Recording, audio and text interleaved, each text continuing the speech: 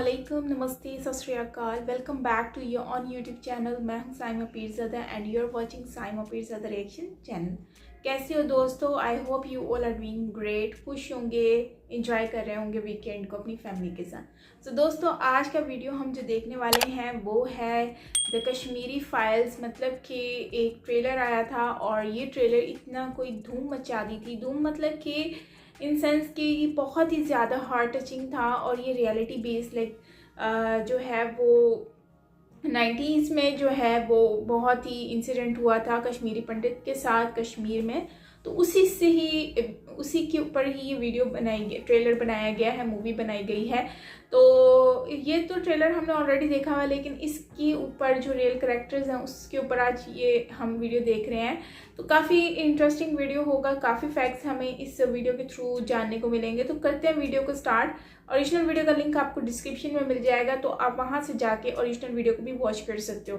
तो करते हैं वीडियो को स्टार्ट। अच्छी लगे तो लाइक कर दीजिएगा प्लीज़। और हाँ, मेरा व्लॉग चैनल जो कि मैंने व्लॉग्स अपलोड करती रहती हूँ, तो मेरा न्यू व्लॉग मतलब कि आ गया है और आप जो है ना उसको ज़रूर लाइक करें और वॉच करें। उसका लिंक आपको इसी वीडियो के कमेंट सेक्शन में पिन मिल जाएगा, तो वहाँ से लिंक पे क्लिक कीजिएगा और आप डायरेक्ट मेरे वीडियो पे चले जाएंगे, व्लॉग पे। तो काफ़ी अच्छे लगेंगे आपको व्लॉग्स। तो करते हैं वीडियो को स्टार्ट। चलो लेट्स स्टार्ट। ओम नारायण नारायण नारायण नारायण। सभी मित्रों को राम राम। दोस्तों, आज 21 फरवरी को सुबह 11 बजे द कश्मीर फाइल्स का ट्रेलर रिलीज हुआ। ट्रेलर देखते ही मैं जिन भी भावनाओं में था, बिल्कुल वैसे ही मैंने दोपहर को ही ट्रेलर रिव्यू अपलोड कर दिया था। अभी शाम के 7:30 बज रहे हैं और अभी भी मैं उस ट्रेलर से बाहर नहीं निकल पाया हूँ। दोपहर से ही मन में इतने इमोशंस, इतने विचार उठ रहे हैं कि उन सारे विचारों को मैं शब्दों में बांध ही नहीं पा रहा हूँ। मैं अपनी भावनाओं को कैसे व्यक्त करूँ मैं समझ ही नहीं पा रहा। दोपहर से मैंने कई बार वो ट्रेलर देखा, देखने की हिम्मत नहीं हो रही थी, पर फिर भी देखा, क्योंकि कश्मीरी हिंदुओं का जो नरसंहार हुआ, उनके साथ जो अन्याय अत्याचार की जो भयावह घटनाएं हम सुनते हैं, उनमें से कौन सी घटनाओं का उल्लेख ट्रेलर में है, कौन से पात्र रियल लाइफ कैरेक्टर से इंस्पायर्ड है, वो मुझे देखना था। उसके बारे में आप सबके साथ में चर्चा करनी थी। इसी कारण से मैंने दोपहर से कई बार ट्रेलर देखा और हर बार ट्रेलर के अंत में जब वो बच्ची दुख से कहराती है, चीखती है ना, वो सीन अंदर से तोड़ देता है। चाहे कोई भी हो, किसी को भी वो सीन अंदर से तोड़ देगा। तो इतनी बार ट्रेलर देखने के बाद इतना तो मैं विश्वास से कह सकता हूँ कि विवेक अग्निहोत्री जी ने जितना हो सके उतना रियलिस्टिक वे में इस फिल्म को बनाया है। अब हम चर्चा करते हैं कि कौन सी भयावह घटनाओं का उल्लेख ट्रेलर में हमें देखने को मिलता है, या कौन से रियल लाइफ कैरेक्टर्स या आतंकवादियों के पात्र या आतंकवादियों से इंस्पायर्ड कैरेक्टर्स हमें इसमें देखने को मिलते हैं। उस पर हम चर्चा करते हैं। जैसे कि चिन्मय मंडलेकर जी का जो पात्र है वो बिट्टा कराते फारूक अहमददारी आतंकवादी से इंस्पायर्ड है। तो ऐसे कुछ आतंकवादियों के रियल लाइफ फुटेजेस वगैरह भी मैं इस वीडियो में आगे आपको दिखाने वाला हूँ। तो ये वीडियो प्लीज़ आप आखिर तक पूरा ज़रूर देखना। अब सबसे पहले हम उस सीन की चर्चा करते हैं ट्रेलर के, जिसमें आपने देखा होगा एक टीन का डिब्बा है, चावल का कंटेनर है वो, जिस पर आतंकवादी बाहर से फायरिंग कर रहे हैं।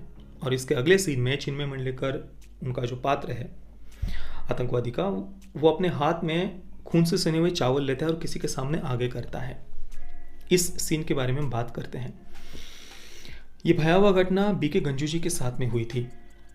आज से 2.5 वर्ष पहले सुनंदा वशिष्ठ जी ने अमेरिका की संसद में मानवाधिकार आयोग के सामने कश्मीरी हिंदुओं का जो नरसंहार हुआ, जो उनके साथ अन्याय अत्याचार हुए, उस संदर्भ में जो संबोधन किया था सुनंदा वशिष्ठ जी ने, उस संबोधन में उन्होंने बीके गंजू जी का उल्लेख किया था। अगर मैं उनके ही शब्दों में आपको बताऊं तो बीके गंजू जी एक युवा हिंदू इंजीनियर थे, युवा कश्मीरी हिंदू इंजीनियर थे, और आतंकवादी उन्हें किसी शिकार की तरह हंट कर रहे थे। बीके गंजू जी अपने घर में चावल के कंटेनर में आकर छुप गए और वे बच जाते अगर उनके पड़ोसी आतंकवादियों को बीके गंजू जी की छुपने की जगह नहीं बताते। तो ये वही पड़ोसी थे जिन पर बीके गंजू जी ने विश्वास किया था, जिन पर कश्मीरी हिंदुओं ने विश्वास किया था। आतंकियों ने जब उन्हें पता चला वे कहाँ छुपे हुए हैं, वे आए और उन्हें अंधाधुंध फायरिंग करके बड़ी ही निर्ममता के साथ बीके गंजू जी की हत्या कर दी। और जो खून से सने हुए चावल थे वे बीके गंजू जी की पत्नी को उन्होंने जबरदस्ती खिलाए। और ये सब केवल और केवल बीके गंजू जी की फेथ के कारण हुआ। I am also the voice of young Kashmiri Hindu engineer who was hunted by terrorists, again for his faith. When terrorists came to kill him, he hid inside a rice container in his attic, and he would have been alive today had his location not been disclosed to the terrorists by his own neighbors. His neighbors he trusted, neighbors that we trusted. The terrorists shot him through the container and forced his wife to eat the blood-soaked rice. His name was B.K. Ganju. His crime, his faith. I speak for him today. इसके बाद trailer में हमें एक air force के अधिकारी दिखाई देते हैं। ये पात्र एयरफोर्स अधिकारी रवि खन्ना जी से प्रेरित है। 1990 में यासिन मलिक इस आतंकवादी ने एयरफोर्स अधिकारी रवि खन्ना जी की हत्या की थी। 30 वर्षों तक उनकी पत्नी न्याय मांगती रही, पर 2014 से पहले, मोदी सरकार आने से पहले पिछली सरकारों ने यासिन मलिक को खुला छोड़ रखा था। वो किसी हीरो की तरह कश्मीर में घूमता था। 30 वर्षों तक उन्हें न्याय नहीं मिला। 30 वर्षों के बाद अभी 2 वर्ष पहले वीर गति को प्राप्त हुए रवि खन्ना जी की पत्नी को न्याय मिला। वहीं देश के एयरफोर्स अधिकारी की पत्नी को 30 साल के बाद इंसाफ मिलने का मौका आया है। 1990 में श्रीनगर में तैनात स्क्वाड्रन लीडर रवि खन्ना की हत्या जेकेएलएफ के चेयरमैन यासीन मलिक ने की। लेकिन जम्मू कश्मीर पर राजनीति की रोटी सेकने वाले राजनीतिक दलों ने 30 साल तक मामले पर चुप्पी साधे रखी। लेकिन इस दौरान पूरी शिद्दत के साथ रवि खन्ना की पत्नी शालिनी इंसाफ की जंग में लगातार जुटी रही। यासिन मलिक को अब मिलेगी अपने गुनाहों की सजा। मलिक और उसके साथियों ने श्रीनगर में शालिनी के पति स्क्वाड्रन लीडर रवि खन्ना समेत 4 एयरफोर्स जवानों की हत्या 25 जनवरी 1990 को कर दी थी। लेकिन इन 30 वर्षों में यासिन पर मुकदमा ही नहीं चल सका। उसको हीरो बनाया हुआ था। गवर्नमेंट्स पता नहीं क्या नेगोशिएट करती रही है। अंडर द कारपेट कुछ होता रहा, बैकडोर पे कुछ होता रहा, फ्रंट डोर पे कुछ होता रहा। आज उसको ट्रीटमेंट के लिए बाहर भेज रहे हैं, आज ये हो रहा है, वीवीआईपी बना के उसको हीरो बना के। और केवल रवि खन्ना जी नहीं, यासिन मलिक ने ऑन रिकॉर्ड इंटरव्यू में कई निर्दोष नागरिकों की हत्या करने की बात को मान्य किया है। ये वीडियो आप अभी भी यूट्यूब पर देख सकते हैं। पर फिर भी हमने देखा है कि पिछली सरकारों ने यासिन मलिक के साथ कैसे व्यवहार किया था। इसके बाद ट्रेलर के बिल्कुल अंत में एक कश्मीरी हिंदू महिला को आतंकवादियों ने चारों ओर से घेरा हुआ है और उस कश्मीरी हिंदू महिला के शरीर पर वस्त्र नहीं है, ये हम देखते हैं। ये पात्र गिरिजा टिक्कू जी से मेरे अनुसार प्रेरित है। उनके साथ तो सामूहिक बलात्कार जो हुआ था वो तो मैं बोल नहीं पाऊंगा, आप देखिए स्वयं। I am a member of the minority Hindu community from Kashmir, victim of the worst ethnic cleansing witnessed in independent India. I speak here today because I am a survivor. An innocent young woman, a lab assistant in a school, wasn't as lucky as I was. She was abducted, blindfolded, gang raped, and cut into 2 halves on a mechanical saw while still alive. Her name was Girija Tikku. Her only crime, her faith. I am her voice today. इसके बाद अब हम बात करते हैं चिन्मय मंडलेकर जी के पात्र के बारे में, जो एक आतंकवादी का कैरेक्टर प्ले कर रहे हैं। मुझे लगता है कि उनका ये पात्र बिट्टा कराते और फारूक अहमद दार से प्रेरित है। ट्रेलर की शुरुआत में ही जो हम इंटरव्यू देख रहे हैं चिन्मय मंडलेकर जी के कैरेक्टर के साथ में जो लिया जा रहा है, वैसा ही एक इंटरव्यू बिट्टा कराते और फारूक अहमद दार के साथ भी लिया गया था। सारा मर्डर मैंने सतीश को मारा। सतीश कौन? सतीश कुमार टिक्कू। टिक्कू कौन था ये? पंडित लड़का। किस चीज से मारते थे आप? पिस्टल से। हमेशा पिस्टल से ही मारते थे या AK-47 से भी मारते थे? AK-47 से हम सिक्योरिटी वालों पर एक्शन फायरिंग करते थे। अच्छा, और जब किसी एक आदमी को मारना होता था तो पिस्टल से? पिस्टल से। तो नकाब पहनी होती थी आपने? नकाब के बगैर। यानी लोग आपको देखते थे कि आप हैं जो जान से मार रहे हैं किसी को? जी। लोग पहचानते थे आपको? तो लोगों ने आपको पुलिस के हवाले नहीं किया? नहीं। इसका मतलब लोग आपको लोग साथ देते थे। दोस्तों, इतने सारे तथ्य, इतने सारे सबूत सामने होते हुए भी आज से 5 वर्ष पहले 2017 में सुप्रीम कोर्ट ने कश्मीरी हिंदुओं के साथ जो अन्याय हुआ, अत्याचार हुआ, उस केस को रीओपन करने से मना कर दिया था। और दोस्तों, जब देश की न्याय व्यवस्था, शासन, प्रशासन, कहीं से भी न्याय मिलने की कोई आशा ही जब नहीं बचती है, तब एक सामान्य नागरिक के पास में बस अपनी वाणी, अपनी लेखनी, अपनी कलम, यही एक मार्ग बचता है कि वो अपनी वाणी के माध्यम से अपनी पीड़ा को समाज के सामने रखे।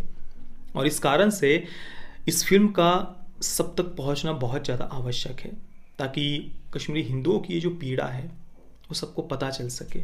We have seen ISIS level of horror and brutality in Kashmir 30 years before the West was even introduced to the brutalities of radical Islamic terror. I'm glad these hearings are happening today, because when my family and I lost our homes, our livelihood, and our way of life, the world remained silent. Where were the advocates of human rights when my rights were taken away? Where were they on the night of 19th January 1990, when there were voices blaring from all mosques in Kashmir that they wanted Kashmir with Hindu women but without Hindu men? Where were the saviors of humanity when my feeble old grandfather stood with 2 kitchen knives and an old rusted axe, ready to kill my mother and I in order to save us from the much worse fate that awaited us if we landed in the hands of terrorists on the same fateful night? My people were given 3 choices: flee, convert, or die. Today, 30 years later, I'm still not welcome in my home in Kashmir. I am not allowed to follow my faith without fear. My house in Kashmir is illegally occupied, as those of countless others in my community. Those that are not occupied have mostly been burned down or are ransacked. Thousands of our temples have been vandalized, desecrated, and lay in ruins. Every effort has been made to eradicate Hinduism from Kashmir. Today, Kashmir is home to only one religion. दोस्तों, ये video अगर आपको पसंद आया हो तो please video को like और शेयर ज़रूर करना। वीडियो देखने के लिए आप सभी मित्रों का बहुत बहुत धन्यवाद। जय श्री राम, वंदे मातरम। 1919 में बेसिकली ये इंसिडेंट हुआ था, और उस टाइम पर ये एक इंसिडेंट जो कश्मीरी पंडित के साथ हुआ है, वहाँ पर जो कश्मीर में पंडित रहते थे उन लोगों के साथ इतना जुल्म हुआ था। और ये ट्रेलर नो डाउट बहुत ही ज़्यादा हार्ट टचिंग है, और इस ट्रेलर को देखकर मुझे यही आइडिया होता है कि उन लोगों ने कितना फेस किया है, कितनी प्रॉब्लम्स को फेस किया है अपनी जितनी भी मतलब कि जैसे कि वो फीमेल के बारे में दिखाया गया कि उनके साथ क्या बिहेव किया गया था, और उसके बाद उनको एट द एंड उनके साथ क्या हुआ था। मतलब कि यार ये तो सिर्फ एक क्लिप है, जब हम पूरी मूवी देखेंगे तो मतलब बहुत कुछ हमें इसमें जानने को मिलेगा। शायद ये मूवी इसीलिए बनाई गई है ताकि लोग जो हैं इसको देखें और वो जाने, क्योंकि सुना हुआ सब ने है लेकिन इमेजिन नहीं किया हुआ, वो इस पेन को फील नहीं कर पा रहे। तो मुझे लगता है कि ये मूवी इसी बेस पर बनाई गई है कि लोग इसको रियलिटी बेस देख सकें अपनी आंखों के थ्रू और जानें कि एक्चुअली रियलिटी है क्या। तो वीडियो में मैं ये कहूँगी कि काफ़ी जो है वो इस ट्रेलर में बहुत कुछ है दिखाया है। जैसे वो खून का वो बता रहे हैं कि ब्लड से भरे हुए चावल उसको खिलाए हैं। यार कैसे, मेरे तो सोच के ही रोंगटे खड़े हो रहे हैं कि कैसे पॉसिबल हो सकता है कि ये लोग इस तरह से उनके साथ करते हों बिहेवियर। लेकिन यार करते तो है ना, उन्होंने किया है ऐसा, तभी तो ये सब कुछ देख रहे हैं हम। तो उस टाइम पर उनके साथ बहुत जुल्म हुआ और उनको निकाल दिया गया, उनकी फीमेल्स के साथ रेप हुआ, उनके साथ जुल्म हुआ। यार बहुत बड़ी बात है। हम इस बात को जितना भी डिक्लाइन कर लें तो नहीं, ऐसा पॉसिबल ही नहीं है। हिस्ट्री इस मूवी को जो लोग भी देखे ना, मैं तो ये कहूँगी कि यार इसको रियलिटी और मूवी समझ के मत देखो। मूवी समझोगे तो फिर इमेजिनेशन ही करते रहोगे कि हाँ ये तो सिर्फ मूवी है।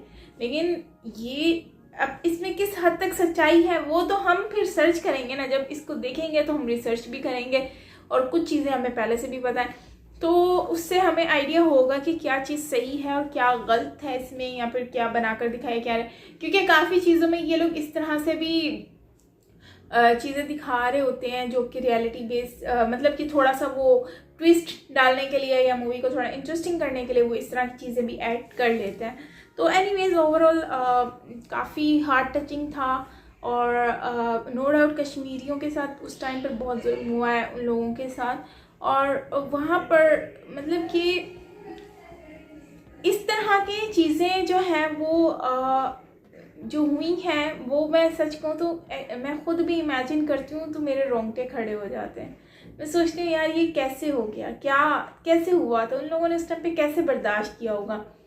तो हाँ बहुत मुश्किल काम है और लोगों के साथ जो हुआ, और मैं ये समझती हूँ कि बस हम दुआ कर सकते हैं उनके लिए, और जो है उनके साथ बुरा हुआ। एंड अभी योगी जी ने कहा भी था कि हम वापस इनको जो है कश्मीरी पंडित को जो है उनको वापस लेकर जाएंगे कश्मीर में और वहाँ पर वो लोग रहेंगे, हर चीज़ करेंगे।